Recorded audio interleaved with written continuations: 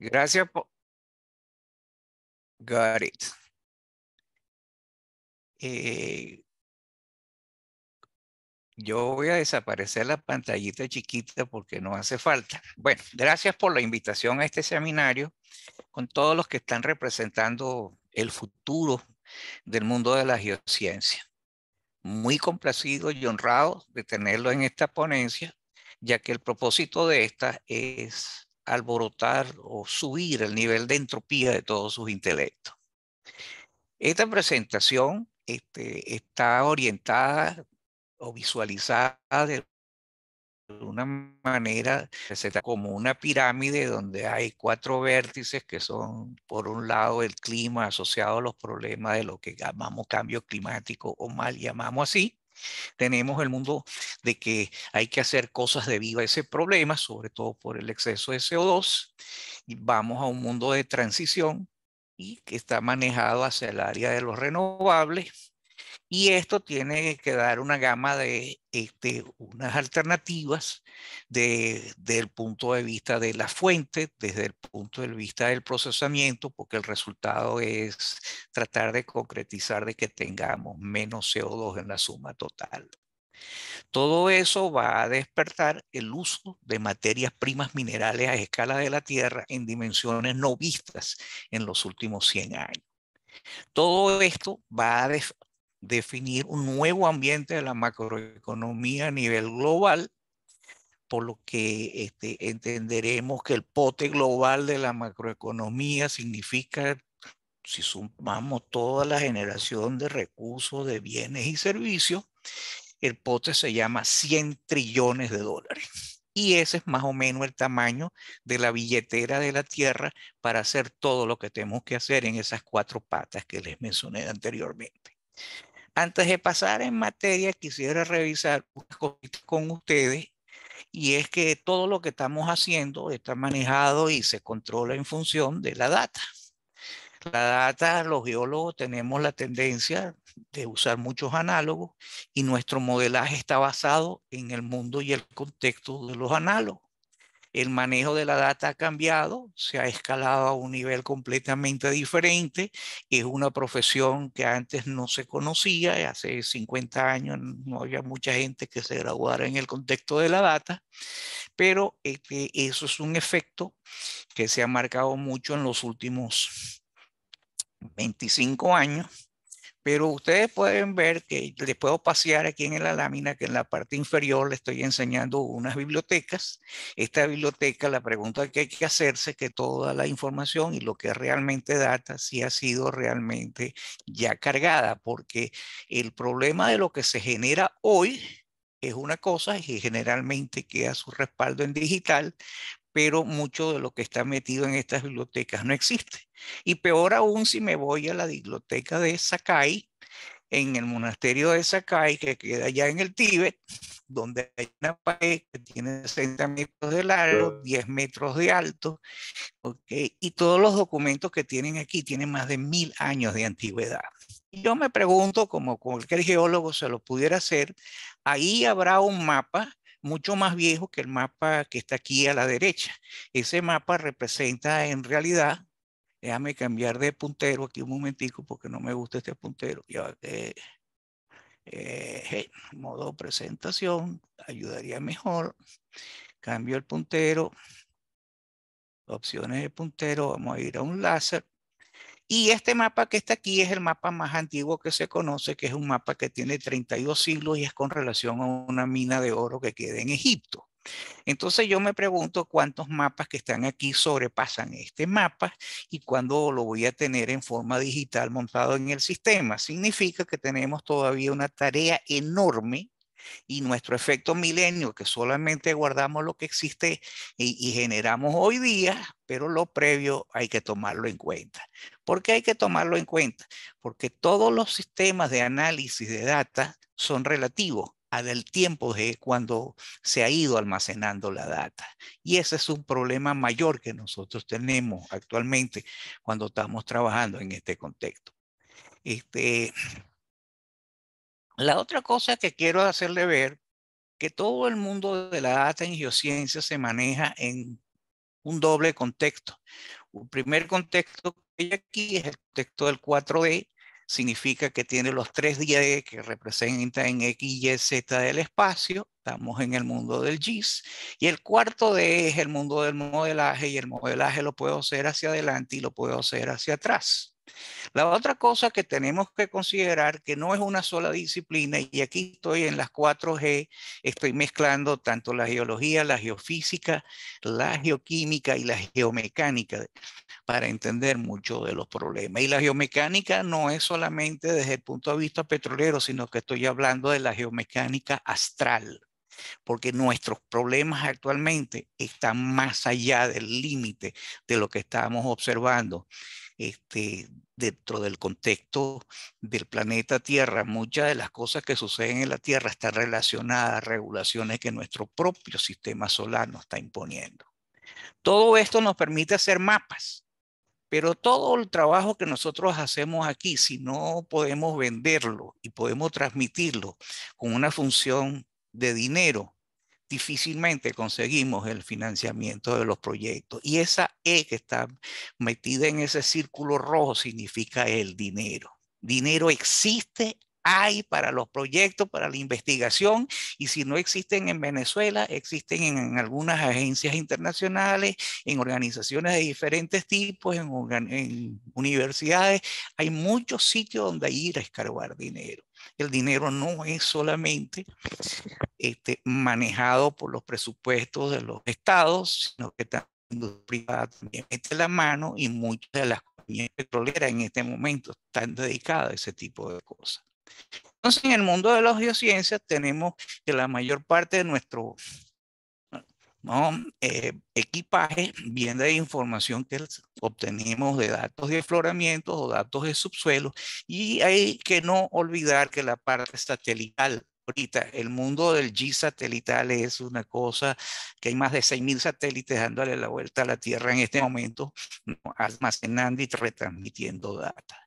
Todo esto en este momento ha pasado y ha escalado a la inteligencia artificial y al e-learning, como se conoce hoy en día. Y aquí, para no olvidarnos, estas son maneras que, si ustedes quieren ir a escarbar de lo que les estoy diciendo, es esto. Pero antes de todo, quiero decirle, hay señores y gente como este señor que está aquí, que se llama Emil Argan, que es Mr. 3D.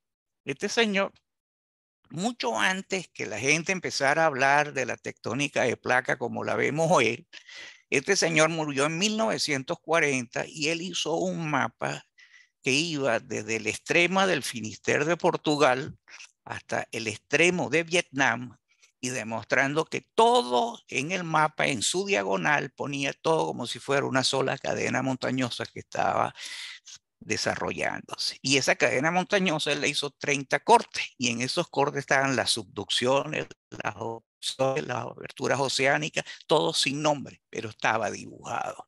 Por eso que un mapa vale más que 1000 palabras. Tan fuerte era el hombre, y lo llamamos el Mr. 3D, que este diagrama que ustedes ven aquí es el diagrama de la Napa Penina en Suiza, que es un sinclinal volcado doblemente, y él lo dibujó en 3D. Ese señor no tenía computadora, no tenía realmente sino tinta en varios recipientes, y con un pincelito iba a pintar el mapa. Este señor ganó el premio del mejor trabajo publicado en el Congreso Mundial de Geología en 1928 en Suiza, y ese mapa abarcó toda la cadena montañosa desde Portugal, recorrió todos los Alpes, atravesó el mundo del Sagro, los Himalayas, y fue a tener al extremo de Vietnam, como si fuera todo una sola cadena que se venía formando hoy. Bueno, este señor le enseñó a dos señores que están aquí, que fueron formados dentro de la educación suiza, que fueron dos célebres petroleros. Este más pequeño se llama Carlos Krames, portugués, y este es un suizo que se llama Albert Bally, igualito que los zapatos. Estos señores vendieron una idea y la mantuvieron e hicieron énfasis que lo primero que debíamos estar claro es qué estamos buscando, porque lo que estamos buscando es lo que vamos a encontrar. Es difícil encontrar algo muy diferente a lo que tú quieres buscar. Eso era por un lado. Pero cuando tú buscas algo, tienes tu cabeza cargado de modelos e ideas para forzarlo o para tratar de que se cumpla lo que tú tienes en la cabeza. Y ese es el cuidado enorme que tenemos que hacer con nuestras observaciones con los datos, porque estamos empujando y puyando las teorías. Los geólogos les encanta hacer el mundo gráfico y en este mundo gráfico vemos aquí los elefantes, vemos las ballenas y vemos la belleza de la naturaleza que puedo describir, ¿no? Sin hacer Photoshop, ¿no? Figuras de que se asemejan a lo que nosotros conocemos. Sabemos que los elefantes nadan y que esta figura en el mar podría ser, pero las ballenas en tierra es un poco más difícil y la belleza de esta escultura de la mujer de una montaña que es completamente real se ve así porque la nieve se ha derretido de tal manera que permita que lo podamos visualizar de esa manera. Entonces, ninguna son tres verdades, pero todas se aproximan a lo que yo quiero buscar. Viendo esto, y pensando un poquito en el 4D, en 4D es 3D más modelaje, este es un modelaje para los próximos 5.000 años, así se verá América del Sur si modelamos con todo lo que ha cargado en las bases de datos y veremos que el tamaño de el mundo del sur de Brasil, Uruguay y Paraguay desaparecerían prácticamente debajo del agua y esto sería una gran ensenada.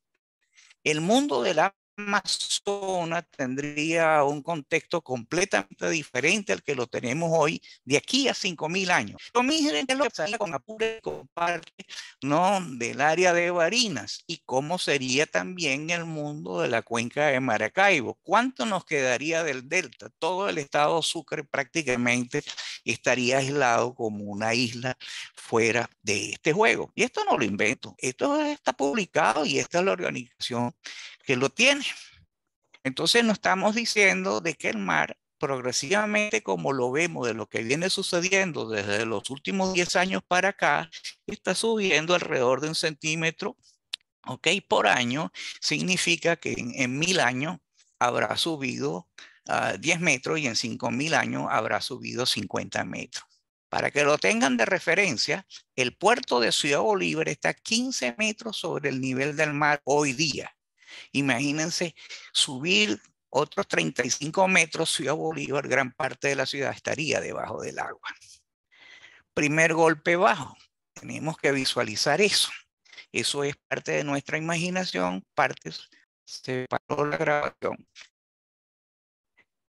Cuando estábamos pequeñitos, cuando estábamos pequeños nos pusieron a trabajar y nos dijeron, señores, el petróleo se busca en los antiformes, en los anticlinales, en los altos. Y en el diagrama que ustedes tienen aquí a la izquierda, estoy enseñando que hay que encontrar hidrocarburos comerciales y se encontró en el intervalo amarillo que está acá abajo. Esto no se parece a un anticlinal, esto se parece a un depocentro. No, si yo voy casi a mi jefe y le digo que voy a perforar un pozo en el fondo del hoyo, el jefe me dice, mire, tienes mejor trabajo en recursos humanos o en administración, porque el petróleo se busca en los altos. Esto es en realidad el caso de un campo petrolero y la situación es que aquí esto está bandeado o bordeado de dióxido de sal a ambos lados y como se puede uno imaginar, en el fondo de un hueco o de un valle es donde van a fluir los canales y por donde van a estar acumuladas las arenas. Entonces eso es de paradigma, pasó a ser un cambio de dogma y eso es lo que yo llamo un paradogma. Significa que es todo lo contrario a lo que me enseñaron. Esto está publicado, esto es de un compañero de estudio de Jack Neal y esta es una revista de Schlumberger, ustedes las pueden buscar. Lo que quiero concretar aquí es, no importa que en los dos casos que ustedes están viendo acá, la imaginación la hacen ustedes, todo lo que se imaginan es en el conocimiento que ya adquirieron. Y ese conocimiento lo pueden llevar más adelante y aquí esa imaginación está relacionando que es mucho más importante que el propio conocimiento que ustedes tienen hoy. Pasando a la próxima lámina, cuando les dije que el nivel del mar iba a ir subiendo, aquí están en sí 8 ejemplos de diferentes deltas en el mundo. Y esos 8 diferentes deltas en el mundo, si yo subo un solo metro del nivel del mar, vean cómo se va a ir modificando, ¿no? La zona de Bangladesh en el Ganges, o inclusive como la costa del Golfo de México, donde está el Mississippi. Y todo lo demás, pues este es el Tigris allá en, ¿no? En el fondo del noroeste del Golfo Pérsico. Y el propio delta del Nilo, cómo se irá modificando. Imagínense ustedes un metro es 100 años. Si yo me meto en 5.000 años, pues los deltas están en problema. Si yo ahora me voy a la contraparte de esto, que era la erosión por la subida del nivel del mar, por otro lado, hay simplemente que los tamaños de los desiertos también han ido creciendo y esos tamaños de desiertos, este es un desierto, esta es la parte central donde está la cuenca de la depresión de Bodel en el Chad, donde se genera y se transporta la mayor parte de arena que entra en la atmósfera a pasarse, que va a aterrizar mucha de ella en Europa y el norte de Europa. Y esto es lo que genera lo que se conoce en Europa como la canícula, que produce catástrofes mayores. Y estas catástrofes mayores es que esto es aire muy caliente que está aquí paseando y va a chocar contra el aire frío que baja del polo y ahí vienen las supergranizadas. Ese aire caliente que aquí está en la atmósfera hace de filtro y lo que hace es forzar a bajar la temperatura a bajar las temperaturas. Este lago que ustedes ven aquí, está aquí, es este lago que está acá, este es el lago de Chad, que es el lago que está aquí, y este es un lago que es salado, ¿ok? Si quieren pueden estudiar toda la mecánica asociada a ese lago, pero lo importante es que es el mayor suministrador de arenas que nos manda para la atmósfera y que no hace un efecto albedo en la atmósfera. Si sigo analizando un poco la historia y nos dicen, no, es que el cambio climático, eso es una cosa que está forzado porque el hombre está haciendo unas cosas que no debe hacer. Entonces vamos a ver cuándo el hombre cuenta y cuándo no cuenta en esta parte de la historia. Para una persona como Felipe, 1.200.000 años aparece en la primera cantera de puntas de flecha. Significa que no conozco otro animal que el hombre que hace flecha. Significa que ya tenía probablemente dominio del fuego, debía tener cacería a la vista, por eso que hacía flecha. Entonces, eran sus cuchillos de la época. Pero el hombre no era de una proporción de distribución muy grande sobre la Tierra. La otra cosa que también tenemos que tomar en cuenta es el hombre. Cuando fuimos a la escuela, en el liceo, nos dijeron, entró por el estrecho de Bering hace 13.000 años. Resulta ser que ahora aparecieron allá en Nuevo México unas huellas que tienen 28.000, más de 23.000 años. Estas fechas que le estoy poniendo aquí la van a recopilar dentro de poco, porque me voy a migrar, ok, a otra fecha. Estas fechas que están aquí son las fechas de la última glaciación y es la última glaciación que hizo. La última glaciación pues estaba en el norte de Europa haciendo un gran efecto, tuvo su pico y comienzo de hielo a 11.000 años, murieron muchos elefantes y hasta elefantes bebés y todo eso fue preservado en la tundra. Pero lo que no se puede olvidar que para aquella fecha, 11.000 años, el hielo cubrió y mató los elefantes, pero también mató la vegetación y esos elefantes comían de 400 kilos de al día, entre grama y ramas y todo lo que quieran, y esos elefantes fueron atrapados en el hielo. Significa que en esa zona, cerca del Polo Norte, no había hielo, sino grandes extensiones, muy vegetados con árboles bastante grandes. Y en el norte de Canadá podemos ver fotos donde hay árboles que tienen 4 y 5 metros de diámetro que está debajo del hielo.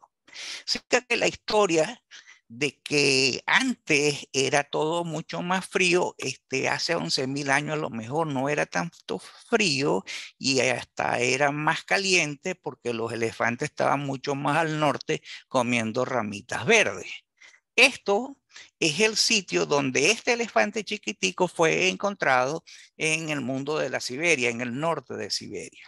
Pero me voy a referir a otro problema, que es a la subida del nivel del mar causada por el deshielo. Esto que está ya aquí es un gris marronuzco, es la isla de, ¿no?, Inglaterra, y esta es la isla que conforma a Irlanda, y esto que está aquí es la costa norte de Europa. Hace exactamente 6.000 años atrás, todo esto era tierra. Significa que esto eran ríos y estos eran deltas de corte estuarino. Y esto que está aquí es las líneas de donde estaba la vegetación. Entonces tú me dices, tú me estás enseñando lo que se llama el Doggerland, y el Doggerland yo no sabía de él, pero los holandeses, en 1930, este señor hizo el mapa de la costa muy pegadito a la ciudad de Ámsterdam, y la ciudad de Ámsterdam queda aquí, significa que es el pedacito del mapa de esta costa, y puso a qué profundidad estaban las turbas, y las turbas son ambientes paludables que están expuestos.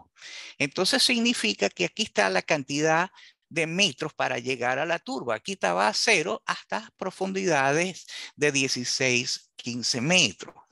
Eso quiere decir que durante esa época, esto tenía una gradación o una inclinación de la turba hacia abajo, o la cantidad de compactación con el tiempo ha ido expulsando el agua y por eso se ve un poquito más hundida hacia el mar. Esto es muy importante tenerlo en la cabeza porque esto es lo que refleja los sitios donde el mar ha invadido 100 metros en 11.000 años. Es el producto del deshielo. Si sigo avanzando, aquí pasó algo que yo no esperaba.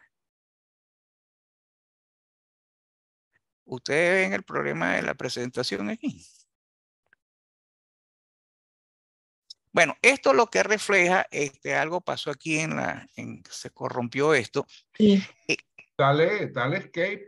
dale es que ya a ver si sale. No, eso fue que hiciste no, hiciste un picture, print screen y te salió puede ser que sí, puede ser que no, pero no importa. Esto que está aquí es los ciclos de Milankovitch. Los ciclos de Milankovitch están referidos a 40, 20.000 años, que es Colócalo, Felipe, por por la... favor, colócalo en modo presentación. Disculpa. Tienen razón. Entonces uno ve que hay una época interglacial y la época glacial, cada una de 11.000 años, que es lo que estamos midiendo de 11.000 a 0 hacia la derecha, y esto era durante la fase de glaciación. Esos ciclos duran alrededor de 22.000 años la mitad, y el total del ciclo dura 40.000 años, y esto es lo que está reflejado aquí en este ciclo de 40.000 años. En este momento, estos están relacionados a un problema que es de corte astral. Esta es una cosa que Milankovitch los estudian los estudiantes de estratigrafía secuencial, lo adaptan a la sísmica y empiezan a entender cómo funcionan las subidas y las bajadas del nivel del mar, y estamos viendo que esos ciclos han sido reportados, funcionan para los primeros 6 millones de años sin ningún problema.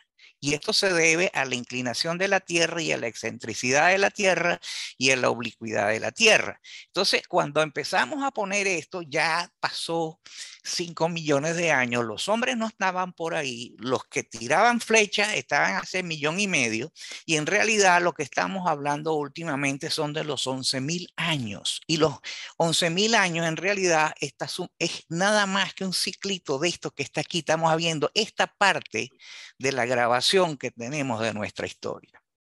En la Antártida se han hecho esfuerzos enormes para ir a medir, ¿verdad?, las anomalías de temperatura dentro de los núcleos de hielo.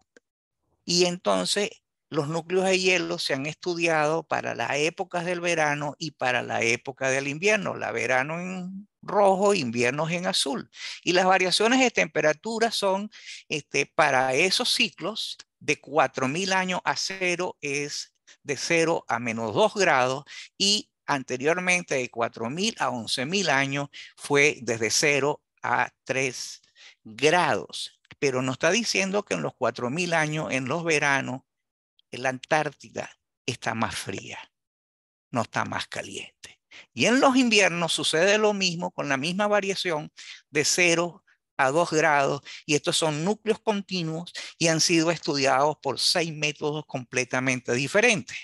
Entonces tenemos un problema cuando hablamos de la relación del calentamiento. Ya no es tanto calentamiento, y también vamos a ver que tenemos otro problema con el mundo del CO2. Entonces, cuando vemos que también lo han estado relacionando con la caída y las entradas de meteoritos en la atmósfera, y la otra cosa es lluvias de meteoritos. En el cuadro de la zona de la izquierda, se me fue otra vez la opción de puntero.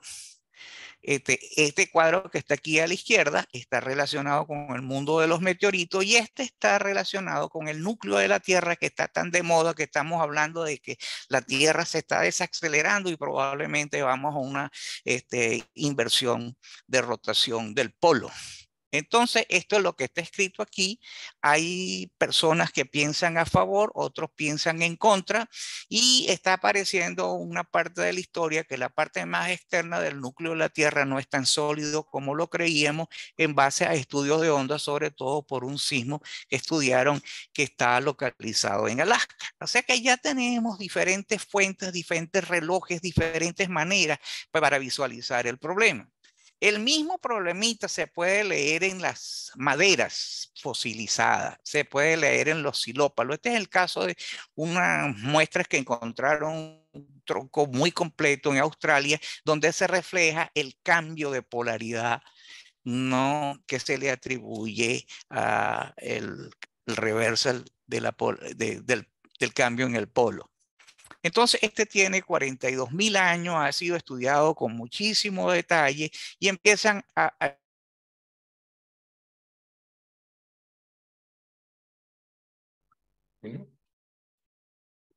Felipe, creo que perdimos el audio. Sí, Perdimos el audio, sí. ¿Aló? Ajá, está bien. Perdimos el audio un momentico. Puedes continuar, por favor. Ya seguimos. Entonces, una de las cosas que podemos también deducir de acá, en los 5 millones de años, el hombre no estaba ahí sino por los primeros 200.000. No estaba sino en este pedacito que está acá, ¿no? Entonces, esto es lo que vivió el hombre en 220.000 años. La otra cosa que tenemos es que la variación nunca ha sido superior a 10 grados. Y lo otro que estamos viendo, entre más CO2 tenemos, es que más vegetación tenemos. Y ese es un tópico que voy a tocar un poquito más adelante. Y vegetación hay que tener cuidado, porque hay que meter en las algas que están en los océanos y en los ríos, son parte de la ecuación. Y están todos los problemas, que si el efecto albedo, que si la inclinación, que si la actividad del sol, el efecto de los volcanes, que hace un efecto albedo porque meten una nube en el cielo, los meteoritos también hacen su factorcito. Entonces, total, eso que estamos viendo hoy, ¿cuántas cosas mezcladas tiene? ¿Qué hemos separado realmente del problema? Entonces, aquí hay 3 caricaturas que me gusta mucho enseñarlas. La primera es que los medios, ¿no?, ven por un huequito, ven que está cayendo agüita del tanque y dicen, pues sí, está lloviendo y usted me mintió a mí. Mientras que la ciencia ve la cosa en diferentes magnitudes, a diferentes escalas, y te está diciendo unas cosas, pero tú lo que quieres ver es solamente lo que te enseña el huequito de estas ventanas de la Antártida, o el huequito de lo que tú puedes ver dentro de los sedimentos. Y la mayoría de los estudios se basan en 60 años de medición, jugando con el niño y la niña, y dicen que hay un tren de calentamiento que oscila, con un incremento que va desde el año 1975 de 0.2, y aquí ha subido 1 grado, 1. en 60 años. Y ya hemos hecho todas las hipótesis al respecto, ya hemos hecho modelaje 4D. Lo interesante es que cuando un geólogo le pasa los datos al historiador, el historiador se molesta porque habla de cosas que sucedieron hace 5.000 años y los historiadores no tienen más de 500 años de escritura. Entonces ya estamos cambiando los órdenes de escala de la visión del problema. El último Little Ice Age, pequeña edad de hielo, finalizó en 1680. Las emisiones de CO2 ante la revolución industrial eran mínimas. Las emisiones van a ser más evidentes desde la Segunda Guerra Mundial. Este señor concluye que el tren del CO2 es bastante improbable que sea generado por los hombres. Este señor está escrito aquí y dice, vamos a tener que revisar. Cuando lo vemos en un contexto más global todavía y analizamos 65 millones de años, significa del Cretácico al reciente, uno ve claramente que el tren de la superficie, de la temperatura en superficie ha ido bajando, no ha ido subiendo. Y aquí están insertando los fenómenos mayores de la existencia de la calota de la Antártida, el tamaño de la Antártida, la parte del Ártico, y aquí empiezan a decir una cosa que mucha gente no toma mucho en cuenta. El Sol maneja el mundo de la temperatura, los océanos la distribuyen y las tectónicas con el control de los océanos hacen que se vean las variantes. Este es un gráfico muy bueno, aquí está la referencia, es muy reciente. Yo creo que vale la pena que ustedes vayan a relacionarlo para que pongan los efectos de la concentración de CO2 y de metano. Las otras cosas que suceden son dónde mides. ¿Dónde estás midiendo? ¿Estás midiendo dentro de una ciudad que está full de cemento y full de vidrio o estás midiendo en zonas que son completamente apartadas? Aquí está el efecto, ¿no? De que es el manejo del azufre que sale del Mauna Loa en Hawái. Mire cómo se va dispersando. No se dispersa de una forma homogénea. Y depende de donde midas, lo vas a ver de manera diferente. Entonces, todo ese esquema de manejar el CO2, de dónde lo estás midiendo, cómo lo estás midiendo, también incide. Y aquí hay un mapa que dice, señores, el mundo del CO2 es igualito que el SO2, pues estos que están aquí, se ve claramente que son los Estados Unidos, Europa, China y la India, son los Paganini en serio del problema, si es que el CO2 es tan grave como lo pintan. Entonces, aquí estamos viendo quiénes que tienen que pagar la mayor cuota en la distribución de este problema. Después vamos a hacer unos análisis con relación al CO2 y a la subida de la temperatura. Este es para los últimos 500 millones de años, no los últimos 65 que estábamos viendo antes, desde aquí a aquí, sino que los últimos 500 millones de años también tenemos las estimaciones de cómo era el medio de la temperatura de la Tierra. Acuérdense que podemos medir todos esos cambios en los tiempos más recientes, en estalactitas, en estalagmitas, en árboles, lo podemos ver en corales, pero esto está medido dentro de roca, dentro de sedimento. Esto es las cosas que la gente ha tratado de acercar, de que las curvas de los cambios de temperaturas calculados de una manera y calibrados de otra manera entre CO2 y la temperatura tienen relación. Y ustedes ven claramente que esta relación no está tan clara como me la quieren vender. Bien, hablamos de esto, ya pusimos la duda, ya planteamos un problema de cómo se mide, cuál es el patrón de referencia, en qué tiempo estoy midiendo y qué herramienta estoy utilizando.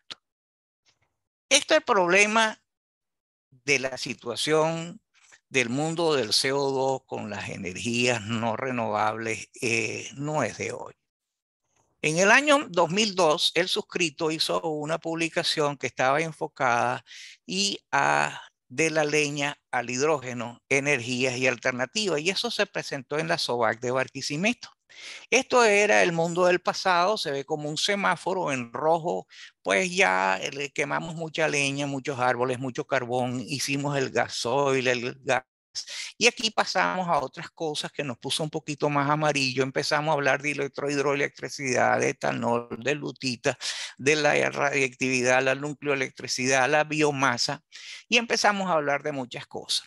La razón por la cual me vi involucrado en esta situación es porque había trabajado un poco en uranio y te había hecho unos informes relacionados al metano del carbón en Venezuela y el estado del análisis de lo que podíamos considerar como no convencionales en tight sand, o sea, en arenas apretadas que conocíamos en Venezuela en la zona de en Guárico Norte de Anzoátegui. Pero también estaba sobre la palestra los efectos de la eólica, la energía de marea, la geotérmica, el hidrógeno y los hidratos de gas. Le habíamos puesto cierto cuidado a esto y sobre todo los hidratos de gas por el costa afuera de Venezuela. Esto está en una nota técnica de aquella época. ¿Qué, eh, qué tenemos que sacar en conclusión? Es que ya se hablaba de captura y utilización de el carbono, del CO2, de en qué tipo de recipiente lo podíamos guardar o si hacíamos más Coca-Cola de lo que veníamos haciendo.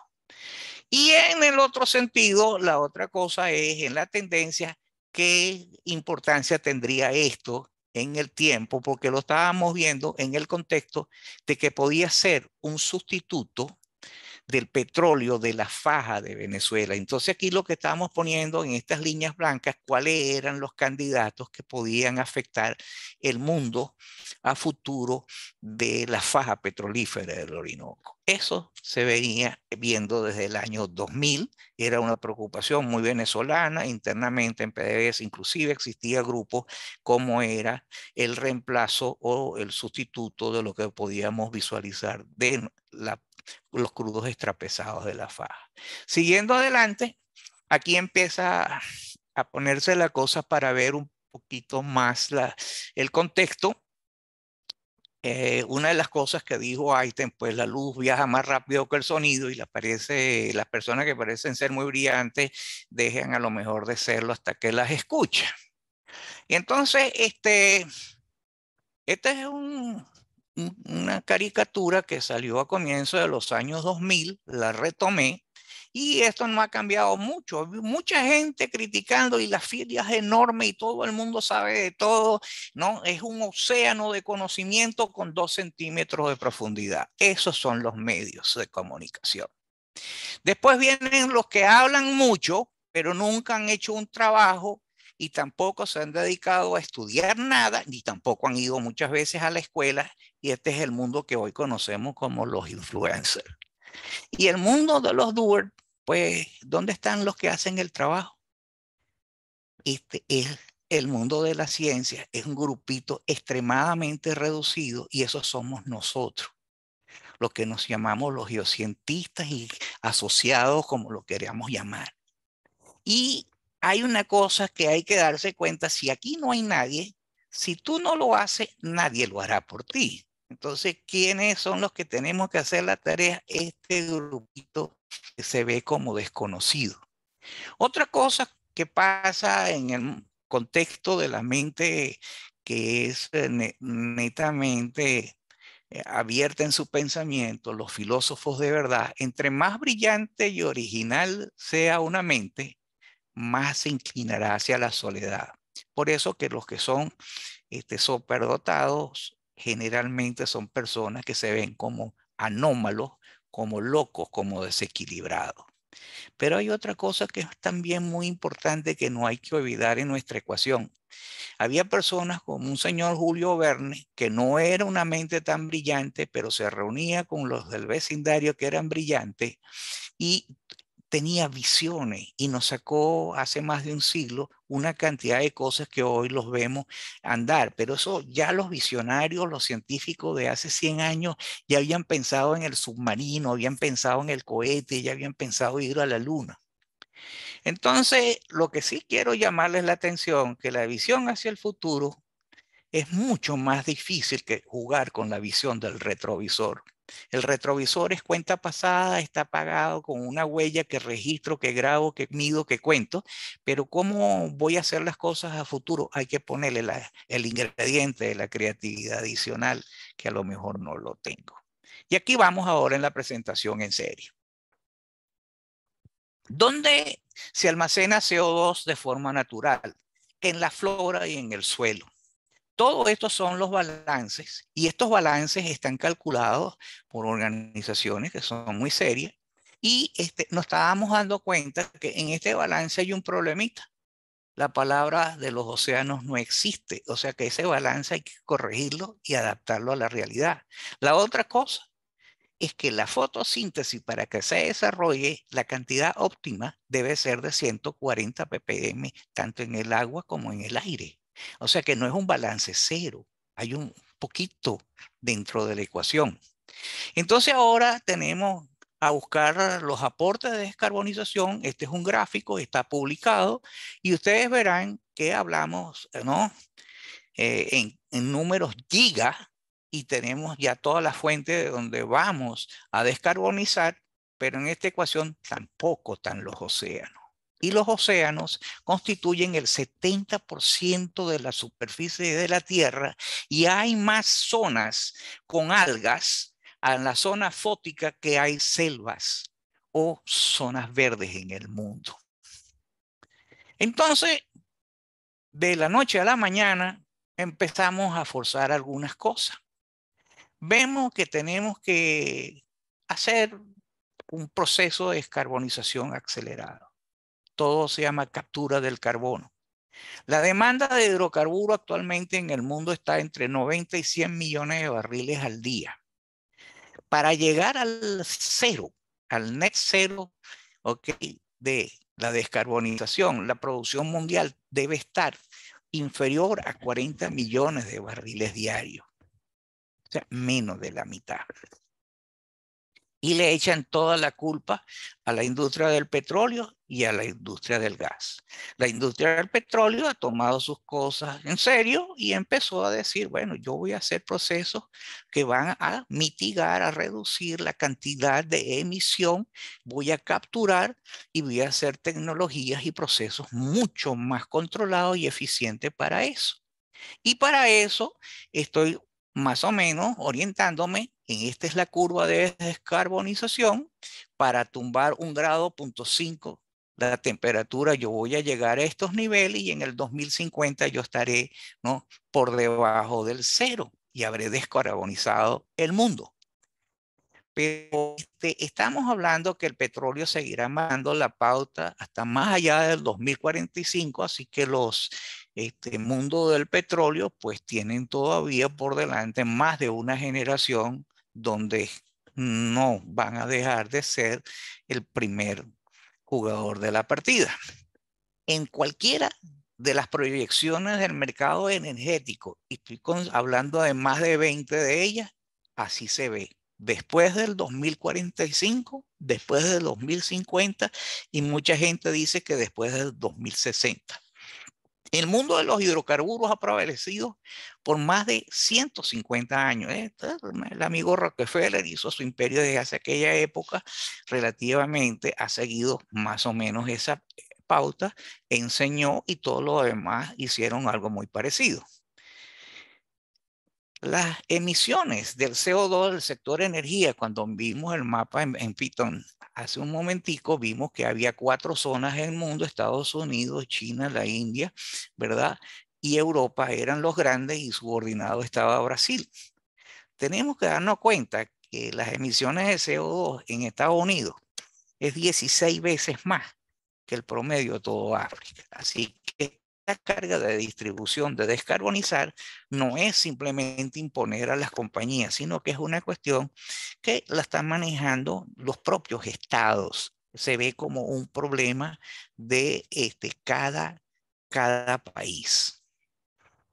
Entonces, esa fase de descarbonización, tumbar la cantidad de dióxido de CO2 o de lo que se conoce gases invernaderos, pues tienen que pasar por varias etapas Y entre las etapas que tenemos que considerar, pues aquí tenemos todo el ciclo del CO2 y podemos ver que tenemos que cambiar la manera como transportamos, cómo hacemos el recobro adicional de hidrocarburos y cómo no debemos hacer ni flaring, ni hacer cosas de liberar a la atmósfera, ni contaminar los acuíferos. Y tenemos un problema de almacenaje y tenemos que también considerar de que alguna parte de ese CO2 tiene un valor agregado y que tiene que seguir siendo utilizado como un producto o un subproducto a diferentes niveles de la industria.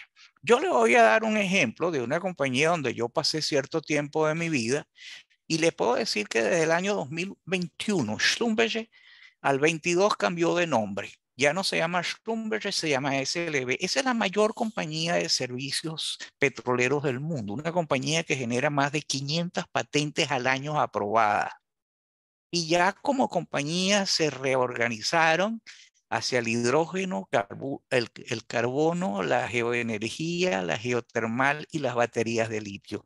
O sea, que esta es una compañía que era de servicios petroleros y de la noche a la mañana, en el 2021 al 2022, se transformó en una compañía de energía. Ya no es una compañía de servicios petroleros. Ustedes, ahora en adelante, el futuro tiene que verse no dentro del mundo petrolero, sino dentro del mundo de la energía. Se tienen que ver que están completamente cohabitando con hidrógeno y el carbono, que es los dos elementos de los hidrocarburos. Hay que ponerlos en sintonía y sacarle el jugo a las alternativas que podemos disponer. Hay un mundo de oportunidades. Geotermal también lo voy a tocar y al final voy a ir sobre el mundo del litio. Estos son los diferentes procesos que uno puede utilizar a la derecha y a la izquierda haciendo este tipo de cosas.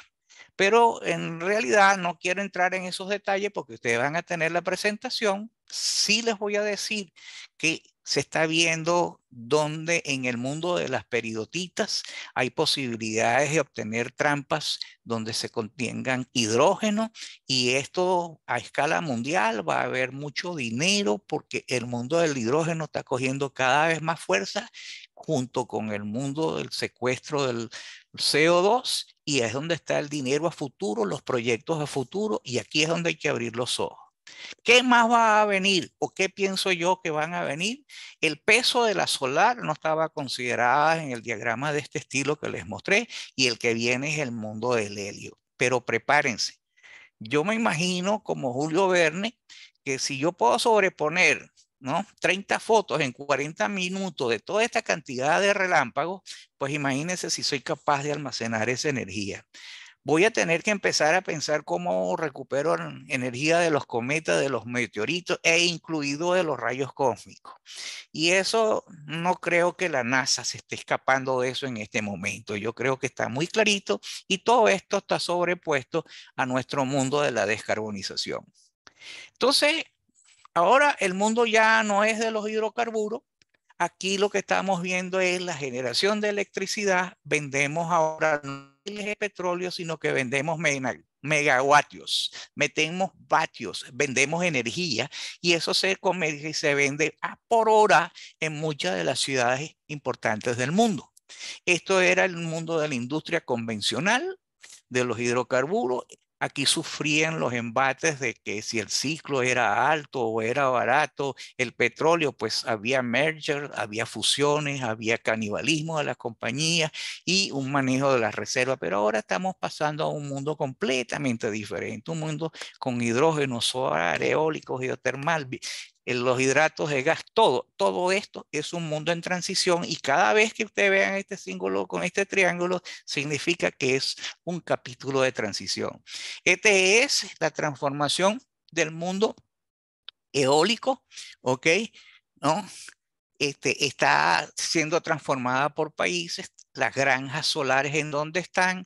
Aquí estamos viendo dónde está el mundo del geotermal, por ejemplo, el geotermal de Indonesia, y aquí vemos cómo la industria tradicional del petróleo en la época de la pandemia tuvo una caída brutal, y todavía hoy día con las ganancias que tienen las compañías petroleras están por debajo de lo que ganaban antes, y estamos chillando de que las compañías ganan demasiado. Se habla de las famosas compañías que dominaban. Cuando estaba el mundo de Rockefeller, esta era la Standard Oil con sus 7 hermanas. Pero las 7 hermanas durante el siglo XX, a finales del siglo XX, andaban con estos nombres, ¿no? Estaba Texaco, estaba Shell, estaba Gulf, estaba BP. Las 7 hermanas de hoy día, una habla chino, otra habla árabe, otra habla ruso, otro habla hindú, otro habla malayo y uno habla castellano. Y esta es brasilero. Este es un mundo muy diferente a lo que ustedes vieron aquí. Estas son compañías que todas ellas tienen componente semiestatal. Ya las grandes compañías independientes no son los marcadores de referencia. Hay que buscar algo más y hay que compararlo. Estas son las comparaciones de las compañías tradicionales. Las compañías tradicionales no ganan lo que están ganando estas que están aquí. Estas ganan más. Lo que sí ha sucedido en el mundo, que es un cambio grave, grande, no grave, grande, es que las compañías tradicionales que eran independientes se han ido al offshore, se han ido a aguas profundas y están evitando trabajar en tierra. Concesiones y bloques en tierra no es su mayor interés, y como tienen la tecnología se quedan costa afuera.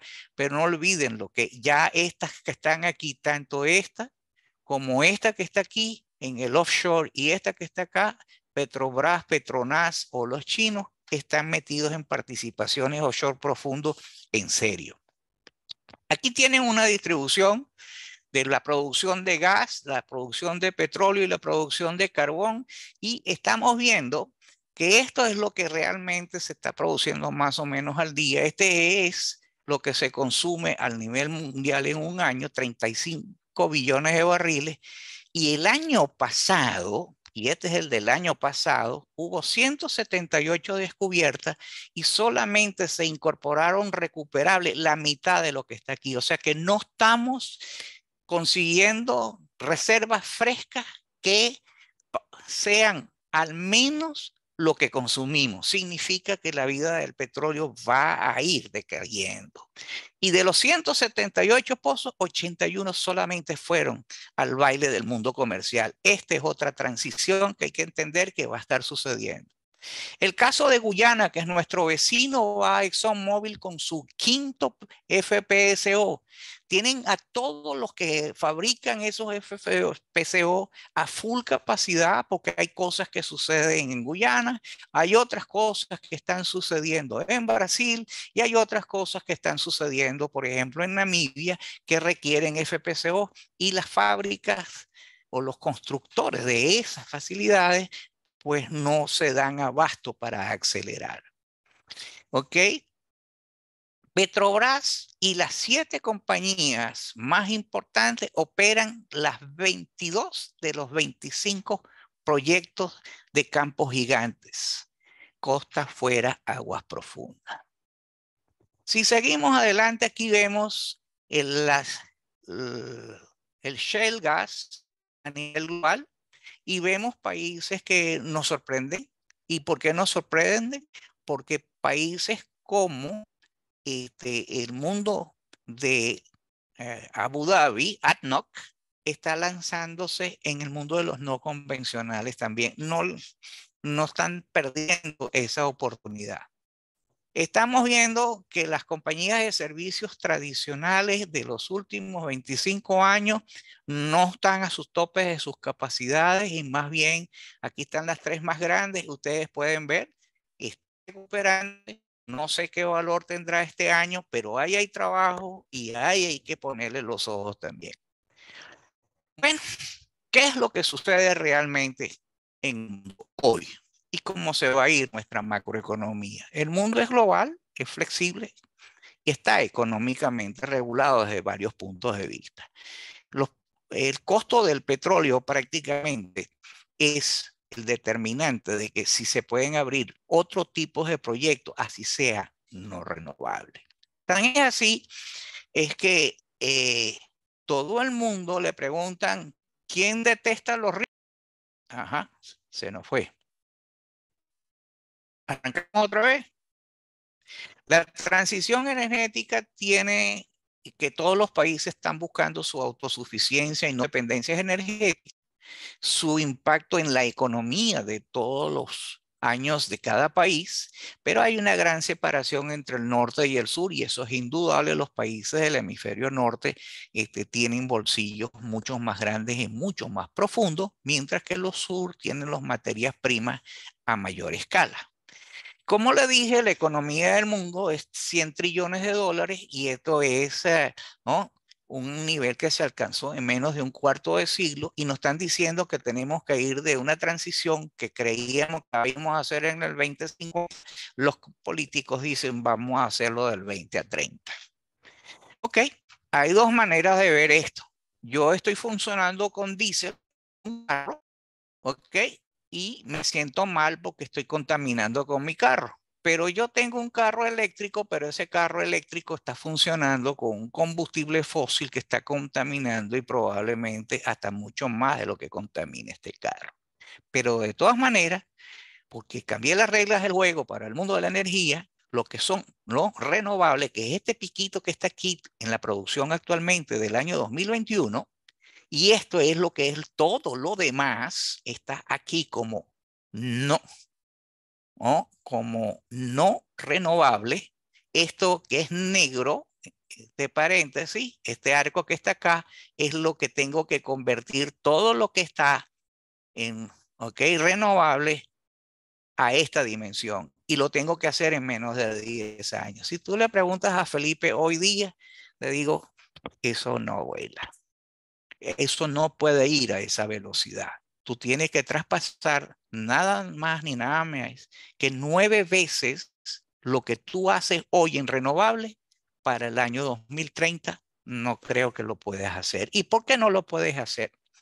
Primero, tienes un problema con la vía sin combustible fósil y entonces el petróleo te va a dejar de dar todo esto que te da aquí. Pero como estás hablando hoy en mundo de energía, tienes que empezar a pensar cuánto es el consumo de energía que tiene desde, ok, una cocina pasando por tu teléfono, tu internet, por tu televisor y por tu carrito eléctrico. Todo eso consume energía y eso hay que sacarla de algún lado. Y entonces cuando vemos esto, estos son los terawatts de lo que tenemos en los renovables, este piquito que está acá, y esto es todo lo demás que hacíamos hasta el 2019. Significa, políticamente hemos escrito los papeles, hemos firmado los acuerdos, hemos dicho cosas, hemos establecido caminos, pero nos falta mucho para llegar a transformar de ese sueño a realidad en 10 años y menos aún creer que lo podemos lograr. Lo que va a ser muy difícil inclusive es que en el 2050 estemos ahí. Y probablemente tenemos que hablar del 2060. Y una de las razones importantes que eso suceda es que estos que estaban aquí, que eran supuestamente las que tenían el dinero, los que generaban petróleo, yo les voy a hacer una comparación. Aquí estaban compañías como la Shell, estaba PDVSA, estaba Exxon, ¿no? Y entre las 8 grandes había 3 petroleras. La única que queda de estas que están aquí, que se llaman petroleras, se llama Saudi Aramco. Aquí está Apple, Amazon, Microsoft, Alphabet, Facebook. Eso lo que hacen es consumir energía, ganan muchísimo más dinero que la industria petrolera, tienen los bolsillos muy grandes, muy gordos, pero no están dedicados al negocio de la energía, se benefician del negocio de la energía. Entonces, lo ideal dentro de este negocio de los renovables está en llegar a ir al mundo del hidrógeno. Y el hidrógeno, ustedes oyen hablar del negro, que es el sucio, que es el malo. Después tenemos, ¿no? El hidrógeno azul, que ya viene de unos renovables, pero los tratamos con más cariño para que nos ayude a no contaminar y no generar tantas emisiones. Y yo quiero llegar al petróleo verde. Aquí están todas las clasificaciones, aquí están los megaproyectos que están haciendo. Y si tú me dices 7 billones de dólares y esto que tú me dices acá, que aquí metieron 8 billones, son 15 billones de dólares en un negocio de 100 trillones. no estamos en la misma escala. Cuando empezamos, inclusive, cómo estamos consumiendo puro, no renovable. Y aquí lo vemos hasta más claro, y ese es el arco iris del hidrógeno. El hidrógeno blanco es el geológico. Ahorita dice que el hidrógeno puede ser, y lean este señor, porque este señor ha escrito varios libros sobre el tema, Peter Coy, del New York Times, es un columnista del New York, y tiene el libro, él escribe en el New York Times, sobre la mina de oro de la energía limpia con el hidrógeno. Estos son de dónde vienen, lo pueden leer, pero el otro punto que quiero llamarle es que el hidrógeno tiene otra situación. ¿Dónde lo almacenamos? Y no quiero que se lo olviden que existió un Zeppelin. Y el Zeppelin fue un problemita con algo de hidrógeno, me parece, si no me olvido de las cosas. Entonces, considerando esto, tengo que ir más adelante. Después de eso, estos son todas las soluciones en el mundo del hidrógeno. Y ustedes están viendo que Estados Unidos no está muy en la punta, pero el mundo de la Europa y Europa Central se ha dedicado mucho al mundo del hidrógeno. ¿Por qué? Porque estas compañías no tienen muchas reservas de hidrocarburos. Este tiene mucho más y no está tan apurado. En toda Europa ustedes ven las compañías que generan ventas de hidrógeno, que generan el dinero, están aquí y estos son los que existen y los nuevos miembros de estos son datos del año 2021. Te están hablando ya que en los países como Holanda o Dinamarca, hay autobuses que funcionan con hidrógeno. En Francia también ya hay un tren que funciona con hidrógeno. Estos son simplemente efectos realmente de propaganda. Yo tengo que pasar toda esta curva enorme, pasarla toda a hidrógeno. Y aquí estoy hablando ya del 2028 y ellos aquí saben que no pueden pasarlo. Esta curva es una curva de la realidad. Esto es lo que ha venido sucediendo desde 1900 hasta el 2028. Estoy a pico de producción de petróleo y ustedes me dicen, no, yo voy a eliminar todo lo gris y marrón y me voy a quedar con el verde y el azul del hidrógeno. Creo que no estamos listos todavía. Hay mucho efecto de propaganda. Ustedes ven que inclusive hay estaciones de servicio, pero hasta los supermercados, los hoteles, todo el mundo ya tiene, ¿no?, enchufes para los carros que son eléctricos. Tengo todo el mundo preparado en eléctrico, pero cuando uno empieza a ver la cantidad de inversión que se ha tenido en el mundo para ir a la transición, son solamente 561 billones, 5% solamente de todo el dinero que genera el mundo se ha considerado en esto. Y el país que más le ha metido dinero es China, que le ha metido la mitad del problema. O sea que el mundo ha gastado solamente fuera de China 2.5%. O sea, yo creo que no estamos en el mundo de la realidad. Aquí van unos clavitos para la geotermia. Y en el mundo de la geotermia ya hay atlas que te dicen dónde están las áreas más calientes y donde hay que pensar que geotermia puede funcionar. Aquí están los proyectos para el noroeste de el mundo que conocemos, este es Suramérica y este es Centroamérica, y aquí estamos hablando de este mapita y te están diciendo que existen en este momento 5 proyectos que están andando. Los proyectos más calientes, indudablemente, pues este es el mundo de Islandia, pero los proyectos más calientes se van a desarrollar alrededor del mundo de este barrio, que es el barrio asiático, del sureste asiático. Y dentro del mundo del geotérmico hay que pensar mucho en geotermal. Esto es una cosa que yo les conmino a que vean. Y que busquen, porque hay muchas cosas que han aparecido últimamente sobre las posibilidades de usar el mundo hidrotermal en la geotermia. Esto es una cosa que ustedes en geoquímica y geofísica creo que tienen mucho que ver. Se aleja un poquito de la onda sísmica de la óptica, pero sí es del mundo del flujo del calor. Eso, ahí hay muchos proyectos por hacer. ¿Por qué un país como Saudi Arabia está metido de lleno en geotermal? Pues claro, ustedes me dicen, bueno, pero si tiene tanto petróleo, ¿para qué se mete en eso? Bueno, pero la mayor parte de la población y la Meca queda en este vecindario, y estas zonas que son verdes que están aquí son la zona de los volcanes que están asociadas a la apertura del Mar Rojo.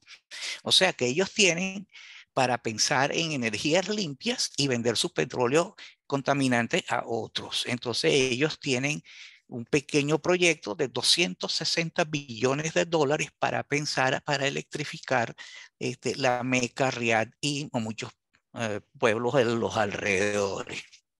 Bien, siguiendo en adelante, aquí tienen los 10 países topes en la economía del mundo de los geotermales.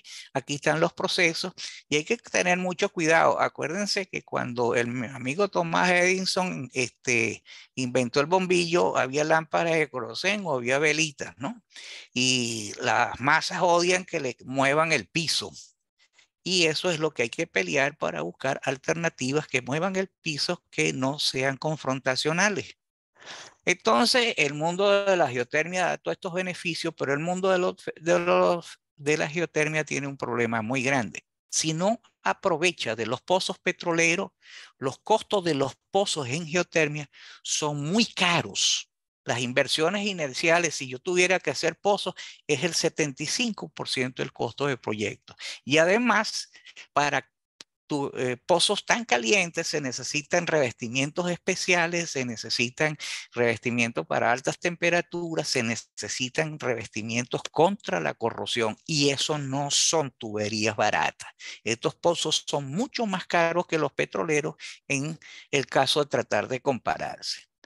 Vamos a ir a una cosa que es fascinante para mí, la cosmogonía, de dónde vienen todos los elementos de la tabla periódica y que me puedan explicar que esto es por la fusión del Big Bang y esto es la fusión, la mezcla de las estrellas, neutrones, estrellas, las explosiones de las, ¿cómo se llama? De los planetas, las estrellas blancas, enanas, la fisión de rayos cósmicos, todo eso, una tabla periódica explicada de otra manera, me parece fascinante. Pero lo que me parece más fascinante es esta mujer aquí, que a los 25 años de edad hizo un doctorado y le dijo a todo el mundo, que las estrellas estaban compuestas casi todas, incluido mi amigo el Sol, de hidrógeno y helio. Y estos son los combustibles de la jugada. Por eso que el helio va para el baile. Esta señora en aquella época fue puesta de lado porque eso estaba en contra de la corriente, porque todo el mundo decía que el Sol y los planetas tenían la misma composición y que no eran ni de hidrógeno ni de helio. Así que no es únicamente Marie Curie, sino que hay mujeres de otro campo que también existieron. Esta fue la primera profesora titular de la Universidad de Harvard. Lean un poquito la historia de ella y será fascinante para que le entren al asunto. La otra cosa que pasa dentro del mundo de la cosmogonía, que a mí me sorprende, es que recogieron una muestra de un meteorito que cayó en Marte que se llama Teasing, y ese meteorito es el que contiene más compuestos orgánicos reportados en meteorito alguno que tenemos en la colección en nuestras manos. ¿La vida dónde se formó? Pregunta. Empiezan las dudas. Si yo tengo el mundo de las estrellas con hidrógeno y helio, otra pregunta. El Sol manda rayos cósmicos parejos. ¿Quién lo está capturando? Los astronautas cuando salen en la estación espacial tienen que tener cascos especiales porque le producen cáncer, pero ese es un tipo de energía que hay que empezar a pensar. Que no es solamente el problema de la nucleoelectricidad. Vienen cambios y transiciones muy grandes en la nucleoelectricidad. Los franceses tienen el reactor más grande que están construyendo en el país. No es un reactor normal, sino que es un reactor de fusión, no es de fisión. China lanza a una campaña de construir 28 reactores nuevos. Estados Unidos 2, que están terminándose y tenían 93 y ahí va China a empujar la nucleoelectricidad completa. Y Japón recupera sus 7 plantas nucleares y las puso a funcionar desde el problema del conflicto de Ucrania. Significa que la nucleoelectricidad también está en transición. Cuando veo esto, los que son capaces de hacer este tipo de cosas del mundo de la nucleoelectricidad tienen que ser los países más avanzados, los más automatizados, los más robóticos. Y empezamos a ver países como Corea del Sur, Japón y Alemania eliminó su programa nuclear. Y ustedes ven que la producción de electricidad de Alemania en nuclear es virtualmente nulo. ¿Ok? Y aquí lo que parece sorprendente, que aquí hay un gráfico muy interesante donde está China. China está aquí, está como de número 9. Van a ver cuánto va a brincar China de aquí a poco. ¿Ok? Entonces tenemos otro detalle que es muy interesante. Queremos ir al net zero, cero, ¿ok? Emisión de CO2. Tenemos que hacer mucho más inversión, ya lo dije. Tenemos que ser mucho más pro hidrógeno y tenemos que secuestrar mucho más carbono. Y por eso decimos que voy a generar muchas baterías eléctricas y que voy a cambiar mis carros a eléctricos. ¿Ok?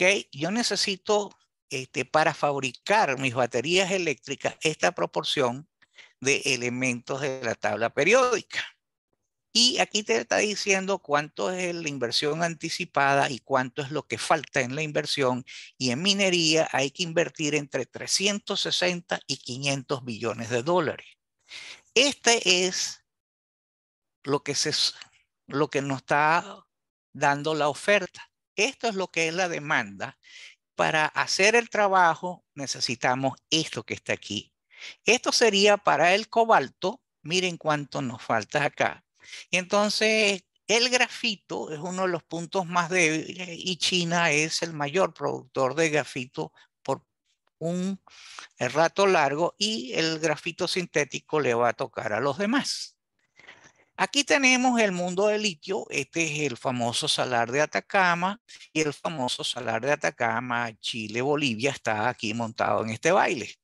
Aquí está el mundo de Sonora en México, que no aparece aquí, y tampoco está apareciendo este mundo de Estados Unidos que está relacionado a los famosos lagos salados, ¿no? Del Basin and Range de los Estados Unidos, donde Tesla está apuntando mucho.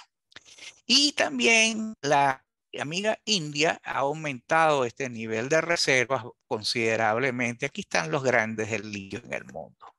Entonces, por ahí vienen los tiros, creemos, pero a la hora de la verdad, las baterías de litio durante todo este tiempo, desde el 2013 hasta el 2021, fueron reduciendo sus costos hasta el 2022 que subieron los costos. Esto prendió la voz y la alarma y lo que está llevando ahora es que la gente va a sacar unas baterías de sulfuro de sodio que van a reemplazar las de litio. Entonces, este es el mundo de la producción de litio proyectada. Si esto pasa a ser una verdad, toda esta historia va a cambiar porque va a haber un sustituto completamente diferente, ¿no? Y se está ensayando también fuera de lo que es el proceso con agua salada, el mundo de la batería, ¿no? Con hierro. Esto está en proceso de evaluación. Está en, los Iron Air Batteries son 10 veces más baratos que las baterías de litio. Yo creo que el amigo Tesla está en problema. Las realidades de nuestro mundo es que tengo muchos materiales, minerales, o hidrocarburos que tengo que producir y que todavía no lo estoy produciendo y tengo que prender las alarmas en muchas cosas. Pero una cosa es dónde se producen y otra cosa es dónde se procesan. Y esa gran diferencia pues marca de dónde se va a establecer el punto de control de los precios de lo que está sucediendo. Entonces, es una cosa que no hay que dejar de mano porque no es solamente el productor, porque el caso, por ejemplo, de Chile y Bolivia, los chinos tienen gran participación de lo que está aquí. Y fíjense que la mayoría de las cosas chinas tienen más del 40% en todos los casos, ¿no? Y en los elementos de tierras raras tiene hasta más del 80%. Y aquí no está incluido el grafito. Aquí estamos viendo cuánto es por cada uno de los elementos que debemos pensar, y tenemos que pensar en cosas tan despiadadas como ir al fondo del mar a explotar nudos de manganeso o de formas primitivas para obtener el bendito cobalto. Estamos hablando que las inversiones hasta el 2030 están en el orden de 800 billones de barriles, 800 billones de dólares para la minería. Significa que todo el mundo que trabaja en yacimientos minerales tiene comida, tiene futuro, tiene expansión, pero hay que estar en el país correcto para hacer algunos trabajos, o hay que preguntarse en el mundo de Venezuela cuáles son las posibilidades. Hay que hacer el análisis. Este es el caso de China con las tierras raras, pero ahora ya me voy a ir despidiendo de la presentación. La parte que está más allá de la transición es el proceso de concientización que tiene que tener la gente. Tenemos un nivel de barrido a hacer de palabras mayores. Todo el mundo dice, esta basura no es mi basura, pero en el fondo es mi planeta. Mejor la vas recogiendo porque si no vas a tener un problema de otra magnitud. Esto que está aquí superficialmente, esto es un área donde se están haciendo frac. Y el frac está haciendo inducción sísmica, que está haciendo terremoticos que están contaminando las napas freáticas, y ese es un problemita que va a haber que controlar. La quema de gas todavía para control del mundo del CO2, fíjense que hay que ponerle un poquito de cuidado al asunto. Aquí este es un mapa traspuesto. Este mapa es el de arriba, incluye el área del Golfo Pérsico, Egipto, Libia y Argelia, y esto sería el barrio del mundo de los rusos. Y este es el mapa que está acá abajo, es el mapa de Sudamérica, y nosotros aquí en la faja nos están apuntando claramente que tenemos un problemita de secuestro de CO2 a la vista y quema de gas. La otra cosa es esa profusión de paneles solares. ¿Qué va a pasar allá abajo? ¿Qué está pasando cuando hay 6.000 satélites alrededor de la Tierra? Pues yo inventaría una malla de esas de mariposa para agarrar satélites y reciclar eso y ganarme una platica. Chatarra satelital. Pero le digo que hay un problema mucho más serio también a nivel de las napas de agua, y los geoquímicos, geólogos tienen que verlo. Lo que no se han dado cuenta es que estamos contaminando las napas freáticas con los antibióticos que le damos a los pollos, al ganado, al cochino y demás, pero también estamos contaminando nuestra napa freática con pesticidas. Los procesos de reacondicionamiento de agua no consideran estos dos elementos. En Inglaterra hay un departamento especial ahora para trabajar este tipo de situaciones. Muchachos, el mundo es de las oportunidades. Nunca ha habido tantas oportunidades en el mundo como hoy en día. Hay muchísimo dinero en la mesa para entes, organizaciones, grants, como lo querramos llamar, en universidades en el exterior.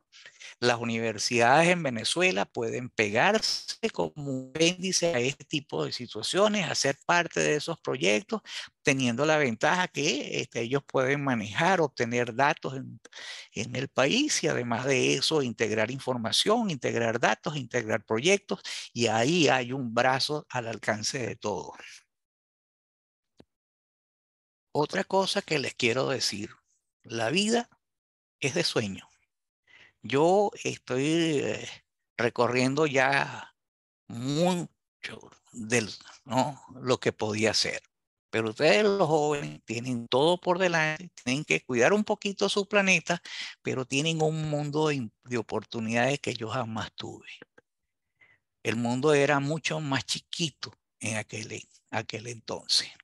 Pero sí le puedo decir, los pensum de las universidades están cambiando muy rápido, se están transformando muy rápido, se están manejando de otra manera, y todos tenemos que entrar en ese baile.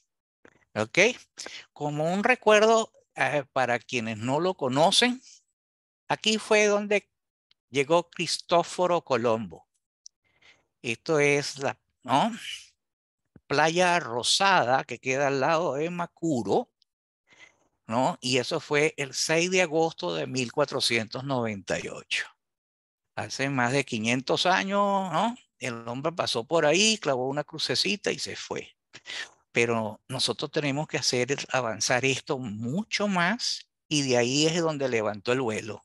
El vuelo de cada quien es mucho más corto, pero tiene que hacerlo, tiene que lograrlo. Bueno, muchas gracias a todos. Estamos listos para alguna preguntita si hay chance.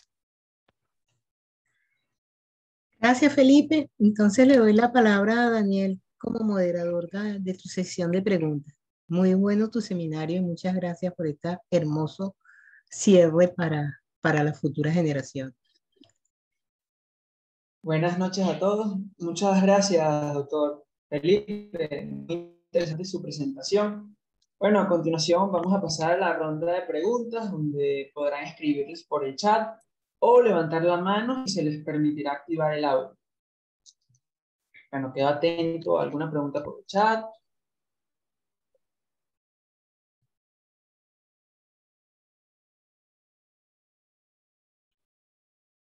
Los comentarios por el chat son que muchas gracias por su presentación. El Disnair Pinto comenta excelente seminario y disertación, muchas gracias. Juan Flix también agradece, dice gracias Felipe, buenas noches a todos.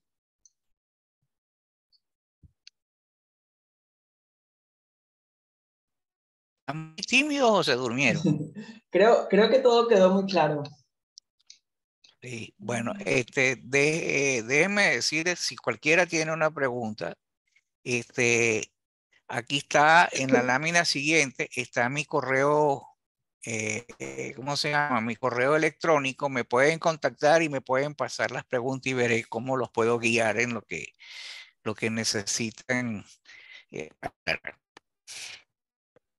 Bueno, por acá Maru Arriaga nos dice, yo tengo una pregunta. Adelante, Maru, puedes encender tu micrófono. Muchísimas gracias. Sí, muy de acuerdo con el profesor Audemars, con que ahora es el mundo de las oportunidades. Vamos a por ello.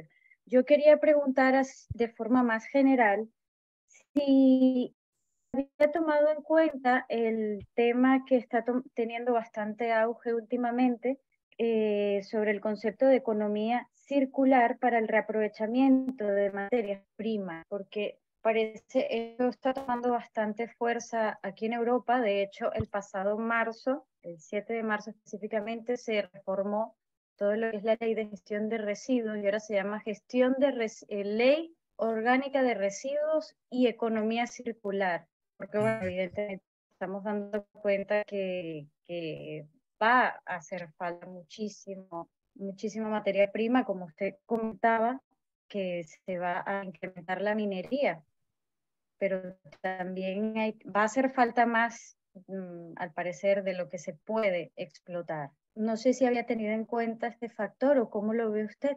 Bueno, en la penúltima lámina, cuando hablé de reciclaje, de eso es que se trata, ¿no? Cuando hablé que tenemos que aprender a reciclar, es que eso es parte de la ecuación. Todas esas baterías eléctricas que van a quedar en unos depósitos gigantescos van a ser un problema, pero también hay que ver que suceden cosas que se van un poquito de la mano y los gobiernos se las juegan a su manera, ¿no? Como hace 2 semanas, el más grande portaavión que tenía Francia, que lo pasó a desuso, lo tiró al fondo del mar. Entonces, todavía creo que no tenemos completamente controlada la ecuación, ¿no? El portaavión Foch fue hundido, ¿verdad? En el Atlántico como chatarra. Entonces, eso no suena bien.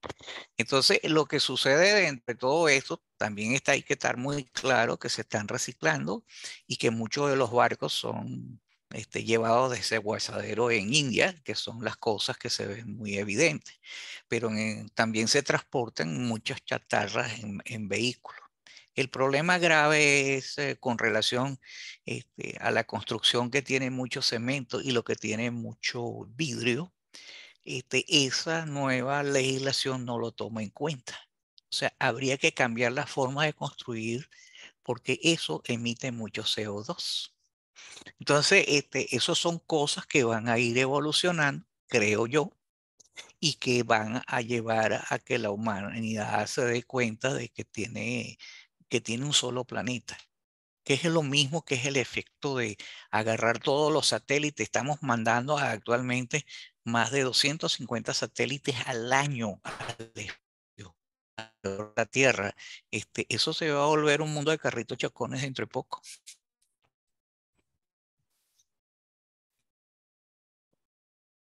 Sí, gracias, doctor. Maru dice, agrega, sí, de hecho, de eso se trata el concepto de ecodiseño, comenta ella. Bueno, no sé si exista otra consulta que quisieran realizar. Yo iba a levantar la mano, Felipe. ¿Cómo estás? Un abrazo, Pepe. Gracias por tu charla. Excepcional manejo de información, de datos, como siempre. Yo quería hacerte una preguntita, un comentario para que tú profundices tal vez un poco más en tu manera de ver esto. Fíjate, tú mostraste una figura interesantísima que decía quién odia a los ricos y salía todo el mundo, y después decía quién quiere ser rico y también salía todo el mundo. Y todas estas discusiones de producción de energía, de cambio de energía, de fuentes de energía, se enfocan en esa dirección, pero por ningún lado aparece algo que implique reducir la demanda planetaria de la energía, porque eso va en contra tal vez del sistema actual que tenemos, pero si todos quieren ser ricos y todos vamos hacia allá y pudiésemos ser ricos, ¿tú crees que el planeta podría producir suficiente para mantener, aún con la población actual, sin ponerle crecimiento, podría mantener a todo el mundo rico con esa calidad de vida? Y esos temas pareciera que no entran en muchas de estas discusiones. ¿Qué opinas tú un poco de eso? Es un punto bastante complicado, pero creo que por lo general no se mete en estas ecuaciones. Bueno, esa ecuación hay que verla, déjame ponerla en dos frentes completamente diferentes. Un frente se llama G7, G20 y los G que tú quieras, ¿no? Los G7 y G20 son los que toman las grandes decisiones que tienen connotación económica de mucho peso. Y el resto, cuando llamo para que tengo que cumplir con el secuestro del CO2 y el cero del CO2, yo voy a la plataforma global. Pero no estoy tomando en cuenta de que unos generan emisiones de CO2 y que son una 16ª parte del otro, ¿no? Entonces, eso todavía está en completo desbalance. Y tú tienes un punto en ese enfoque, es que por un lado los que deciden la macroeconomía y que deciden muchas cosas, el mayor país que se vende como de corte, vamos a decir, proletariado, que es China, en el fondo es el país más capitalista del mundo. Es el que se ha apoderado de la mayor cantidad de materias primas y quiere ser el mayor productor y quiere ser el padrote de la partida. Y por el otro lado, ellos te dicen, te manejan una devaluación constante de su moneda, una disparidad dentro de las ciudades chinas que son enormes. Entonces, todo eso que tú dices tiene un toque de realidad. Y ese toque de realidad, pues no lo están considerando. G7 y G20 lo que están es solventando la macroeconomía grande. ¿Cómo manejamos los 100 trillones de dólares? Porque los G7 manejan el 70% y el G20 maneja el 90%. Por ejemplo, un país como Rusia tiene un Producto Interno Bruto del tamaño de España. Entonces imagínate tú, cuando entra en esa negociación, él no entra en el 7, él entra en el 20. Entonces, todo esto, con las aspiraciones que pueda tener todo país con respecto a la energía de su autosuficiencia, pues unos lo logran y otros no lo van a poder lograr porque no tienen el peso específico para imponer algo, pues. Pero tienes un punto, indudable.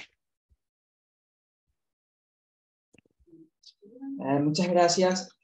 Por aquí hay una consulta de Jesús Monsalve que dice, ¿qué tanta potencialidad le ve a utilizar datos de tesis antiguos de las universidades e institutos de investigación en la integración de información y análisis con inteligencia artificial para análisis en minería y petróleo?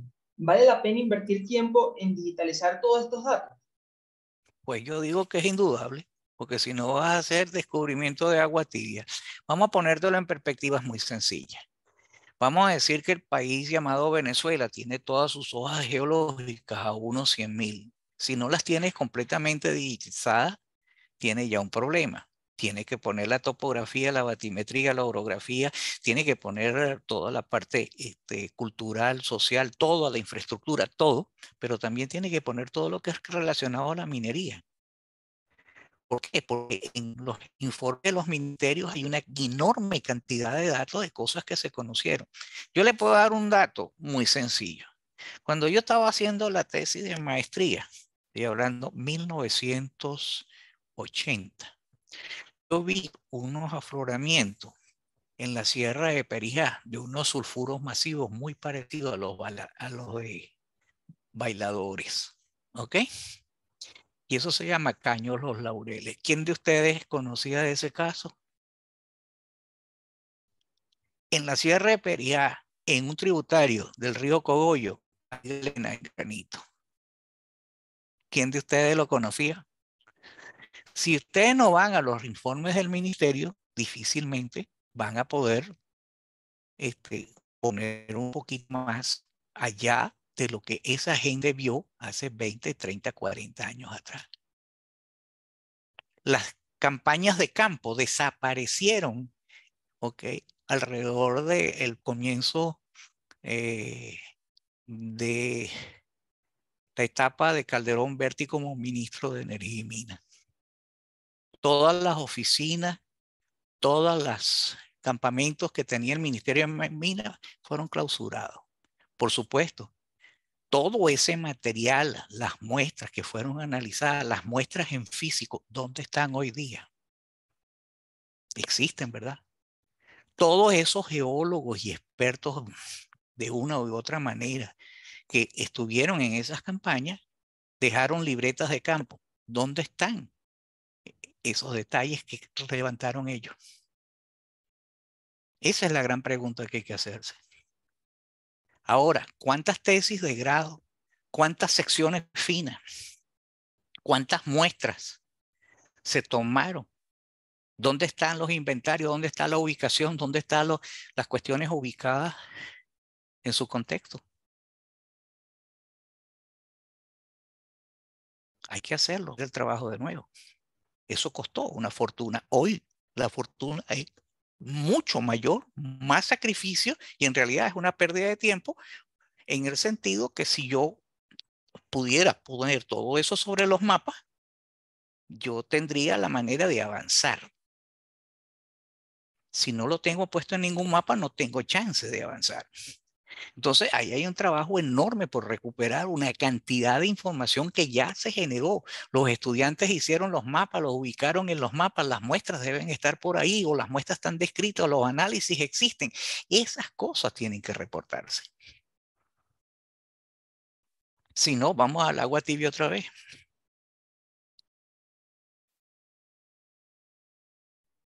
Muchas gracias. El profesor Jesús Monsalve tiene la mano arriba.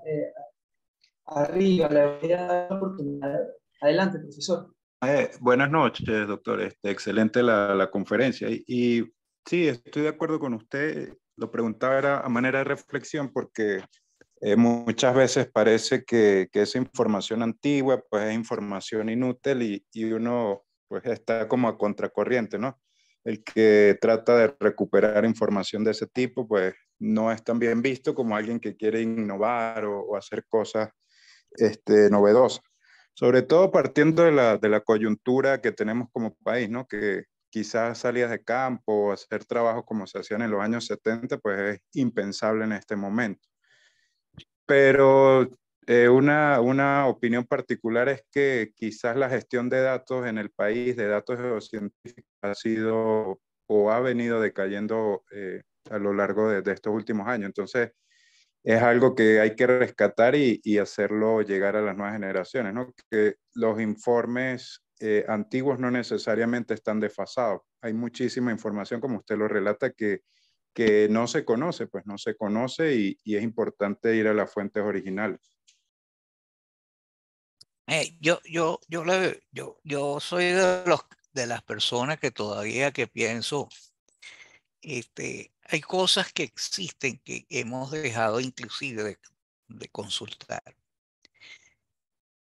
Tradicionalmente, cuando había congresos geológicos en Venezuela o congresos latinoamericanos que se hacían excursiones, había guías de excursiones que tenían mapas. Y yo he preguntado, ¿quién las tiene en digital? Porque eso cualquiera pudiera revisitar esa zona. Tiene todas las estaciones, los sitios, los afloramientos. Tiene que va a haber, qué es lo que no va a haber y dónde están. Si no existe eso, la cultura que nosotros tenemos está en retroceso, porque tenemos que rehacerla. Pero más aún, si les puedo decir, si ustedes van, las tesis doctorales en Estados Unidos son de dominio público y todas están escaneadas, todas. Entonces, si no lo hacemos en Venezuela nosotros mismos, pues estamos en crisis, pues. La crisis es mayor porque esa información existe. Después vendrá todo un plan con un proyecto de una serie de ensamblajes para llevarlo a unos mapas con mayor cobertura, con mayor ampliación, y de ahí tú podrás percibir dónde te faltan datos y por qué y qué debes buscar. Pero tienes una base de una partida que es mucho más sólida y amplia y sabe dónde están los puntos débiles.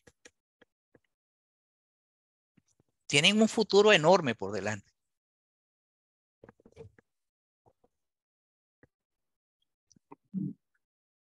Doctor, por último tenemos una consulta de Manuel Rangel que dice: saludos profesor, feliz tarde y el mayor agradecimiento por su presentación. Mi pregunta es la siguiente: de cara al problema de la densidad energética de las baterías en comparación a la de los combustibles líquidos provenientes de hidrocarburos, ¿qué alcance le da usted al petróleo como fuente energética para el transporte de bienes y mercancías, así como también como materia prima para la manufactura de plásticos y otros materiales sintéticos? Gracias de antemano. Ok, bien. Eso lo presenté en la lámina que decía que que no podíamos eliminar el petróleo y tenemos que pensar que para llegar al net zero siempre tendremos alrededor de 40 millones de barriles si no hay crecimiento. Si hay crecimiento deberíamos estar un poquito más arriba, vamos a decir que 50 millones de barriles para ponerlo 20% por arriba. Pero lo que hay que tener en cuenta en esos 50 millones de barriles es que eso no va a ser precisamente gas, va a ser más que todo líquido en ese caso. ¿Okay? El líquido es, por ejemplo, uno de los detalles que ustedes deben tener en la cabeza cuando hablan del crudo de la faja petrolífera, el Orinoco, que casi todos los crudos de la faja, los que han trabajado sobre los crudos saben que el contenido de vanadio de esos crudos es alto. Y la mayoría de esos crudos, cuando entraban en Estados Unidos, pasaban a la refinería y un subproducto que obtenían era el vanadio. Y el vanadio va para aceros especiales. O sea, esas son las palancas que hay que tener en la cabeza. ¿Ok? No es solamente el azufre que hay que desulfurizar, pero el vanadio era en ppm, no era muy alto, pero eso te daba un baño añadido, agregado, para hacer aceros especiales.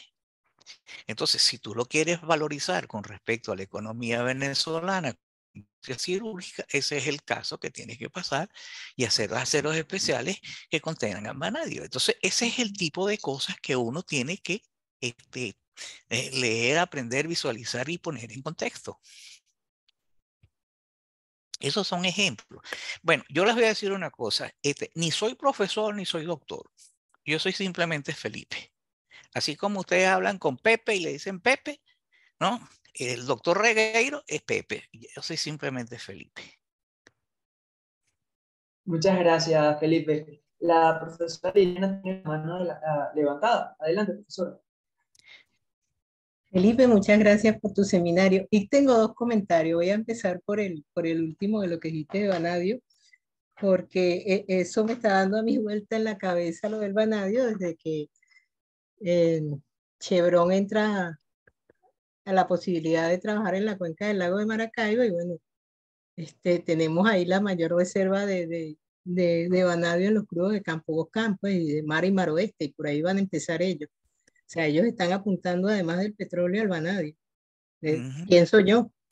Y lo otro, que es un comentario no para ti, porque tú lo dijiste de una manera muy clara, pero sí para las nuevas generaciones. En el mundo de los estudios del cambio climático, la mayoría de los investigadores van hacia son químicos, son biólogos, o sea, tienen profesiones donde no muchos son del área de geología. Y entonces, cuando yo leo algún trabajo o escucho alguna discusión, siempre la culpa es de los combustibles fósiles y de todo el problema de contaminación, pero se olvida ese proceso geológico que también produce cambios en nuestro planeta. Y ese es un punto que puede ser de interés para estudio e investigación dentro de nuestras ciencias de la Tierra. Así que un mayor número de estudiantes o de profesionales piensen en el área de cambio climático como una disciplina que necesitamos también que los geólogos estudien. Y por supuesto los bioquímicos, pues, pero los biólogos en sí necesitamos un grupo que diga las ideas sobre la evolución de nuestro planeta en función de ese problema de cambio climático que tenemos. Y bueno, nuevamente te doy gracias por este hermoso seminario. Bueno, muchachos, el futuro está por delante, es de ustedes. Sí, muchas gracias a todos los participantes por sus preguntas y por sus respuestas tan acertadas. Ahora quisiera invitarlos a nuestra próxima presentación, que será el 21 de marzo a las 6 p.m. con la doctora Ruth Díaz de la Universidad Federal Fluminense de Brasil, con la ponencia titulada Geoquímica del azufre, aplicaciones en estudios ambientales. Una vez más, muchas gracias y los esperamos pronto. Bueno, muchísimas gracias a todos por su asistencia a este seminario y los esperamos en el próximo. Voy a dejar de grabar.